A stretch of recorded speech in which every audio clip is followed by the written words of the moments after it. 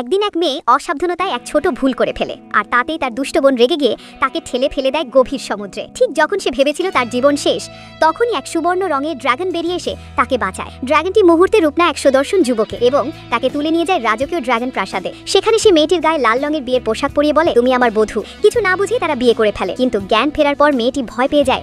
ভাবতে থাকে যদি কেউ জানে সে ড্রাগনের সঙ্গে সম্পর্ক করেছে তবে সবাই তাকে দোষী ভাববে। তাই সুযোগ বুঝে সে পালিয়ে যায়, কিন্তু এক পাটি সূচিকর্ম করা জুতো ফেলে যায়। এদিকে ড্রাগনরাজ স্বর্গের রাজ্যাভিষেকের জন্য ফিরে যায়। দেবরাজ ও দেবমাতা খবর পান যে তাদের ছেলে মানব জগতে বিয়ে করেছে এবং খুব খুশি হন। তারা সেই হারানো বধূকে খুঁজতে পৃথিবীতে নেমে আসেন, হাতে সেই জুতো নিয়ে।